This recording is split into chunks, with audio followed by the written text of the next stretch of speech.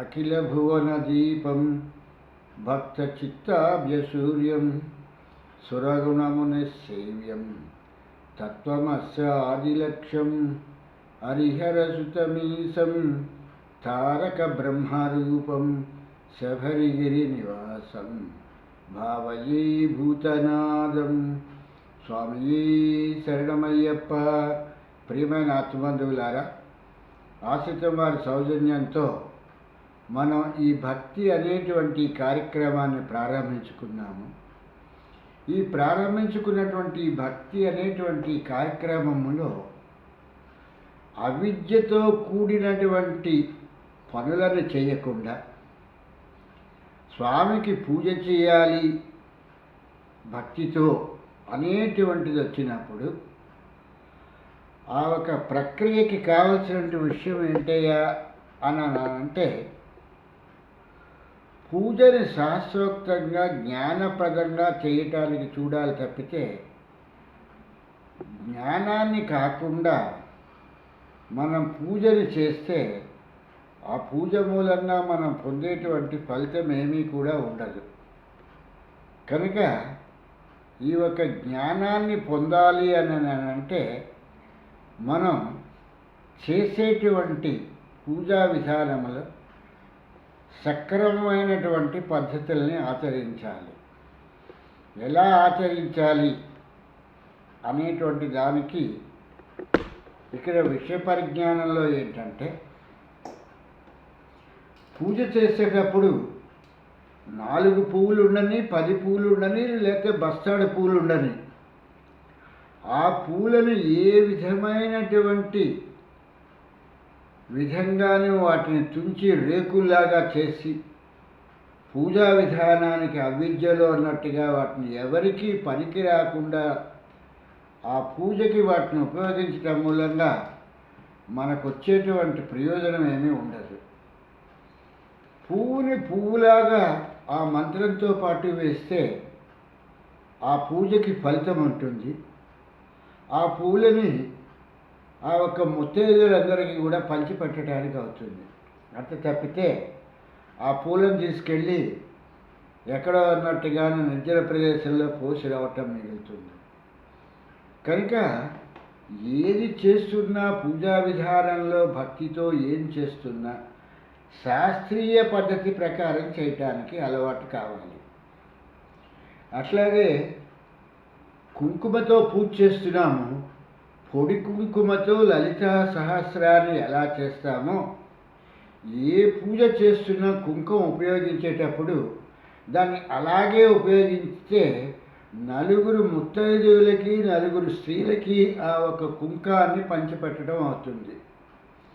అలా కాకుండా మనం అది నీళ్ళల్లో కలిపి పోస్తే ఆ ఒక్క నిమిషమే పెట్టుకోవటం అవుతుంది. ఆ తర్వాత తీసుకెళ్ళి అవన్నీ కూడాను వ్యర్థ పదార్థాల కింద పారబోయటం అనేది జరుగుతుంది తప్పితే ఆ కుంకంతో ఏ విధమైనటువంటి ప్రతిఫలాన్ని కూడా మనం పొందలేము.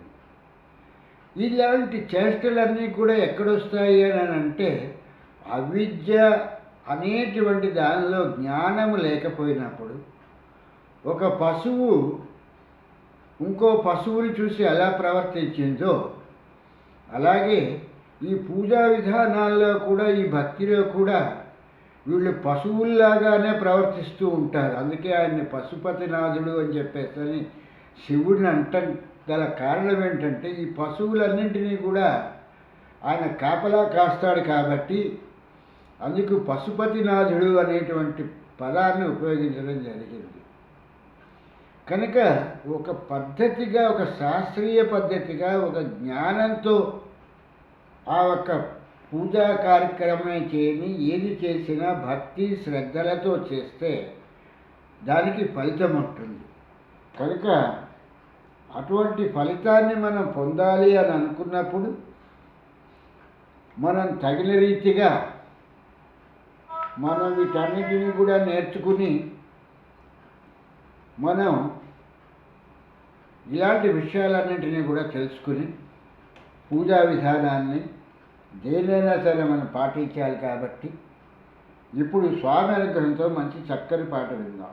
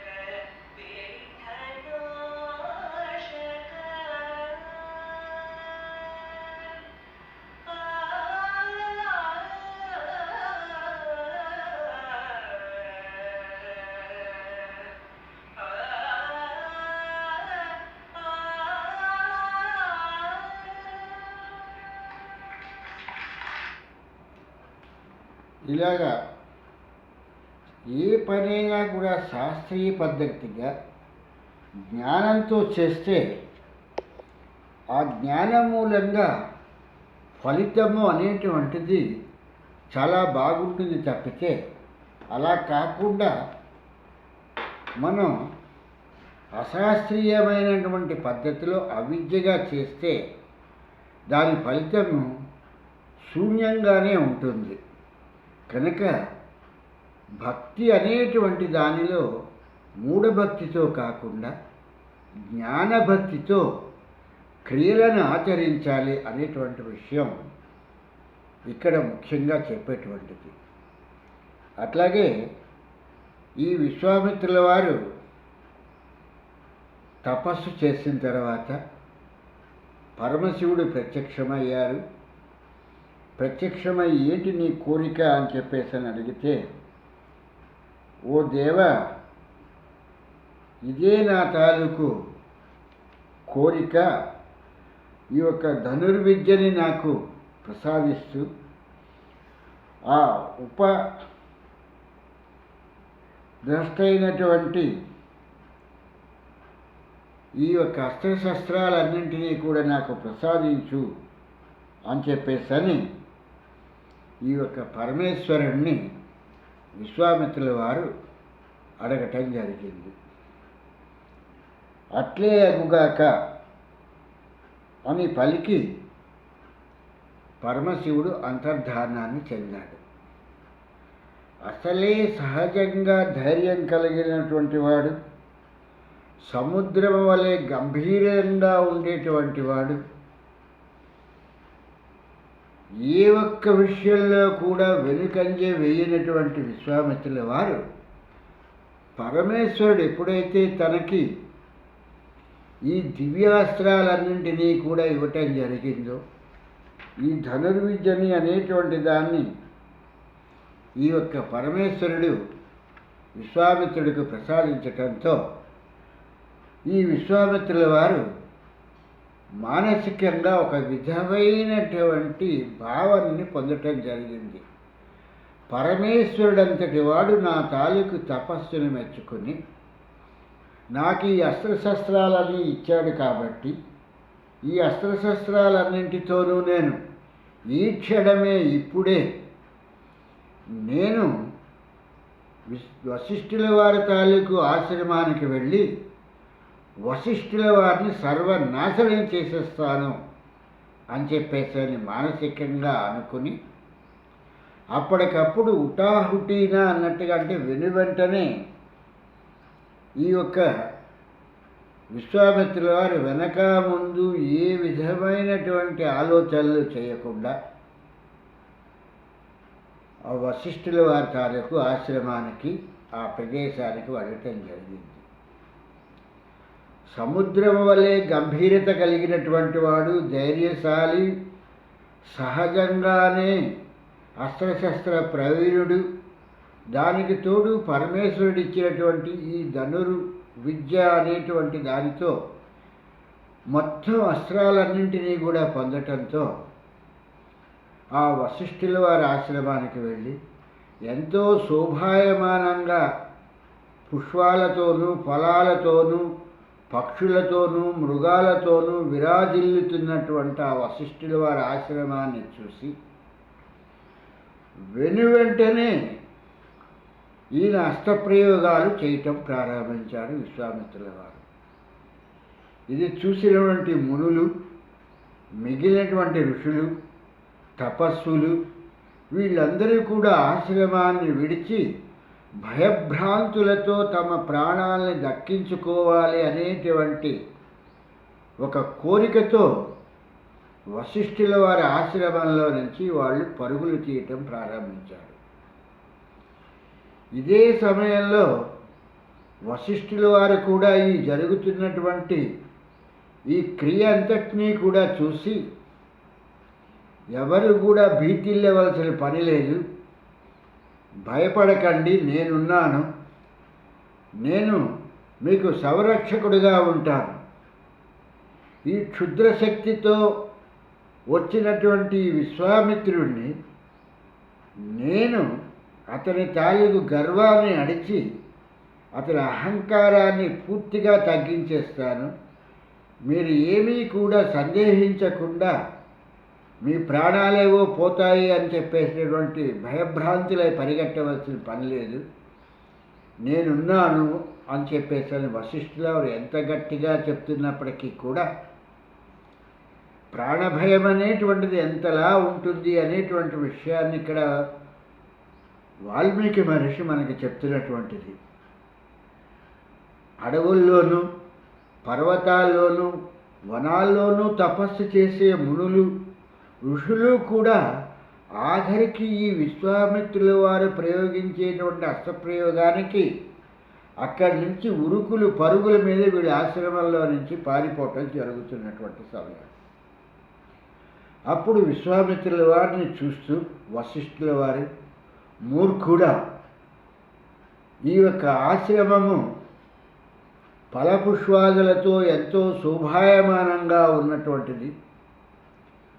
ఒక పూల చెట్టు అది పుష్పించి పూలలోని ప్రసాదించాలంటే ఎంత కాలం పడుతుందో కూడా తెలియలేనటువంటి ఇంత దౌర్భాగ్యుడివి, ఇంత నిర్భాగ్యుడివి, ఈ ఆశ్రమానంతటినీ కూడా అల్లకల్లోలం చేస్తున్నావా గర్వాంధకారి అని చెప్పేసని ఈ వశిష్ఠుల వారు తన తాలూకు ఏదైతే మంత్రదండం అనేటువంటిది తను జపం చేసేటువంటి దండం ఉందో ఆ దండాన్ని బ్రహ్మదండం కింద, బ్రహ్మాస్త్రం కింద దాన్ని పట్టుకోవటం జరిగింది. నీవు వేసే అస్త్రాలన్నీ కూడా ఈ బ్రహ్మదండం అనేటువంటిది మింగేస్తుంది.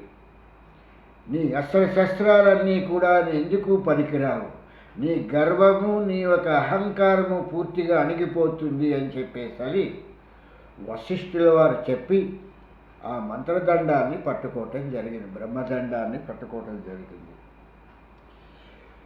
ఈ మాటలు విన్నటువంటి విశ్వామిత్రుల వారు ఏమాత్రమూ కూడా వెనుకాడకుండా ఈ యొక్క వశిష్ఠుల వారి మీదకి ఈ దుష్ట క్షత్రియుడైనటువంటి విశ్వామిత్రుల వారు ఆ యొక్క బ్రహ్మబలము, బ్రాహ్మణ బలాన్ని తెలుసుకోలేక తను పరమేశ్వరుడిచ్చినటువంటి వరగర్వంతో ఘోరమైనటువంటి ఆగ్నేయాస్త్రాన్ని వేయటం జరిగింది.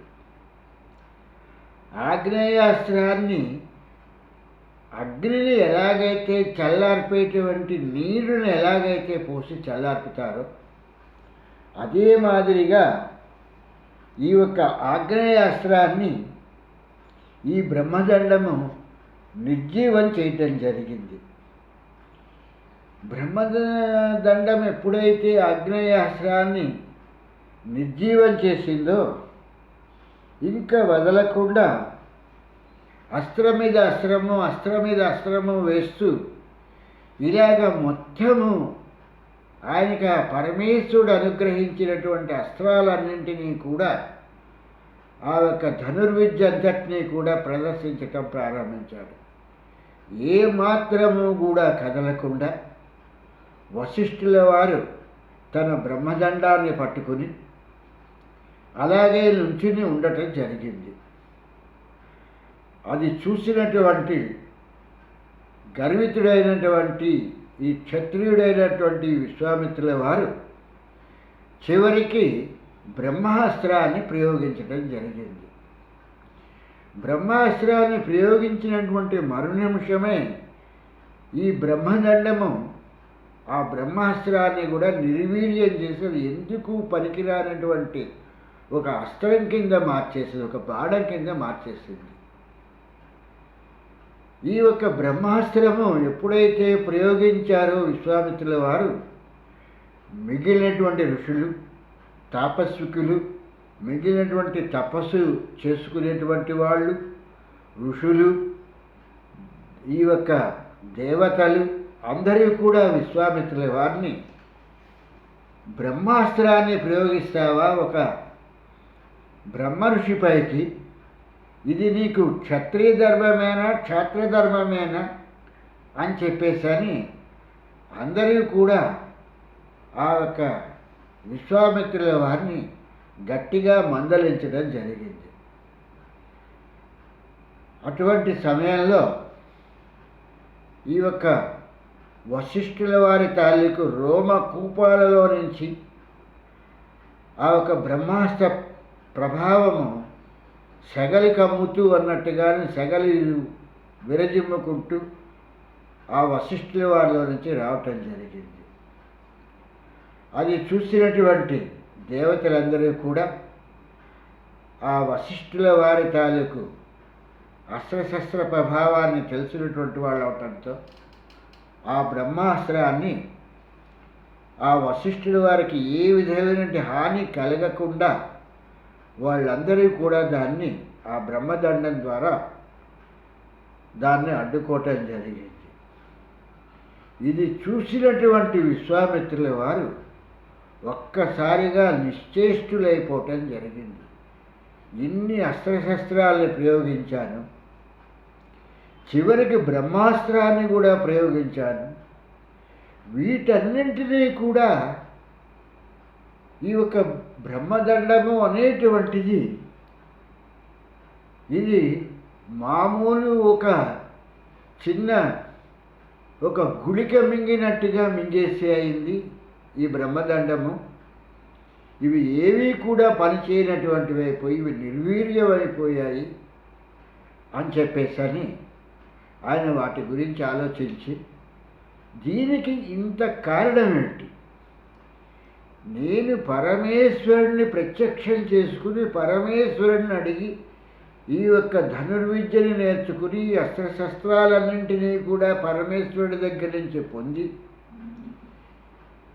గంధర్వులు యక్షులు కిన్నెరలు కింపురుషులు రాక్షసులు అందరూ ప్రయోగించేటువంటి రీతిలోనే నేను ఈ అస్త్రశస్త్ర ప్రయోగాలన్నీ చేస్తే ఇవన్నీ కూడా ఈ బ్రహ్మదండం ముందర నిర్వీర్యమైపోయాయి అని చెప్పేసని సిగ్గుపడుతూ దీనికి మూల కారణం ఏమిటి అంటే ఈయన బ్రహ్మఋషి అవటం మూలంగాను ఈయన చేతిలో ఈ బ్రహ్మదండము అనేటువంటిది ఉండటం మూలంగానే కదా ఇటువంటి ఘోరాతి ఘోరమైనటువంటి పరాజయాన్ని పొందటం జరిగింది. మొదటిసారి సైనికులతో వచ్చి ఆ కామధేనువైనటువంటి దాన్ని తీసుకెళ్దామనుకుని చెప్పేసరి శబళని తీసుకెళ్దామనుకుని అలా శృంగభంగం అయ్యాను. రెండోసారి పోయి పరమేశ్వరుడిని ప్రార్థించి పరమేశ్వరుడి తాలూకు అనుగ్రహంతో ఈ యొక్క వశిష్ఠుల వారిని జయిద్దాము అనుకుని చెప్పి సర్వనాశనం చేసేద్దామనుకుని వస్తే ఈ బ్రహ్మతత్వము అనేటువంటిది ఈ బ్రహ్మదండం అనేటువంటి పదార్థమునే వేసినటువంటి ఈ అస్త్రశస్త్రాలన్నింటినీ కూడా ఒక రాహువు మింగినటువంటి చంద్రుడిలాగా అన్నింటినీ అంత చల్లగా మింగేసిందన్నట్టుగా నేను వేసినట్టు అస్త్రాలన్నింటినీ కూడా నిష్ప్రయోజనం చేసేసింది. అంటే ఇంత శక్తి యొక్క బ్రహ్మ ఋషికి ఉన్నదన్నమాట. అంటే బ్రహ్మ ఋషి అయిన తర్వాత బ్రహ్మదండం అనేటువంటిది చేతిలోకి తీసుకుంటే ఈ జపం చేసేటువంటి ఏదైతే ఇలా వి ఆకారంలో వచ్చేటువంటి ఒక దండం ఉంటుందో ఈ దండమే ఇంత శక్తిలో ఉందంటే ఇక బ్రహ్మ ఋషి ఎంత శక్తిలో ఉంటాడు. కనుక ఇతన్ని జయించాలి అంటే పరమేశ్వరుడు లాంటి వాళ్ళని ప్రార్థించి పరమేశ్వరుడు ఇచ్చేటువంటి వరాలతో ఈ వశిష్ఠుల వారిని జయించడం అసంభవమైనటువంటి విషయము. కనుక నేను ఇక బ్రహ్మని గురించే తపస్సు చేస్తాను అని చెప్పేసి నేను చేయించుకుని ఈ యొక్క విశ్వామిత్రుల వారు సిగ్గుతో అవమాన భారంతో వశిష్ఠుల వారి చేతిలో ఓడిపోయానని చెప్పేసాను. ఈ ఉత్తర దిక్కు నుంచి ఇప్పుడు దక్షిణ దిక్కుగా వచ్చి బ్రహ్మని గురించి తపస్సు చేయటం ప్రారంభించారు. ఈ తపస్సు చేస్తున్నప్పుడు బ్రహ్మదేవుడు ప్రత్యక్షమయ్యి ఈయన్ని ఋషి ఈ యొక్క విశ్వామిత్ర అంటే ఋషి అని చెప్పేసరి మాత్రమే సంబోధించడం జరిగింది. మహారుషి అని కూడా సంబోధించలేదు. విశ్వామిత్ర ఋషి అని చెప్పేసరి మాత్రమే బ్రహ్మ పిలిచి, ఏంటి నీకు కావలసినటువంటి వరం ఏమిటి అని చెప్పేసరి అడగటం జరిగింది. బ్రహ్మదేవ, వశిష్ఠుల వారిని జయించగలిగేటువంటి శక్తిని నాకు ప్రసాదించవలసినది అని చెప్పేసని ఈయన దక్షిణ దిక్కులు కోరుకోవటం జరిగింది. ఈ యొక్క కోరిక విన్నటువంటి బ్రహ్మదేవుడు, నీవు వశిష్ఠుల వారిని గెలవలేవు, ఆయన గెలవటం అనేటువంటిది అసంభవమైన విషయము, ఆయన బ్రహ్మ ఋషి అని చెప్పేసని చెప్పగానే విశ్వామిత్రుల వారు, నీవే బ్రహ్మవు కదా, నీవే బ్రహ్మవైనప్పుడు నిన్నే కదా ఆయన తపస్సు చేసి ఆరాధించి నీ యొక్క వరంతోనే కదా ఆయన బ్రహ్మ ఋషి అయ్యాడు. అట్లాంటిది అతను నిన్ను నేను ప్రత్యక్షం చేసుకున్న వశిష్ఠుల వారిని నేను గెలవలేను అనటానికి గల కారణమేమిటి అని చెప్పేసని ఈ యొక్క విశ్వామిత్రుల వారు బ్రహ్మని గురించి అడగటం జరిగింది. బ్రహ్మ దీనిని గురించి మాట్లాడుతూ, నాయన, బ్రహ్మ అనేటువంటిది ఇది ఒక పదార్థం కాదు, దీనికి రంగు, రుచి, వాసన అనేటువంటిది ఒక పేరు, ఒక నామవాచకము, ఒక సర్వనామము, ఒక విశ్లేషణము అనేటువంటివి ఏవీ లేనటువంటిది. దీన్ని తెలుసుకోవటానికి ఇంత పొడుగుంటుంది, అంత వెడల్పు ఉంటుంది, ఇంత ఎత్తుంటుంది అని ఇలా కొలుద్దామన్నా కూడా కొలతలకి లొంగనటువంటిది.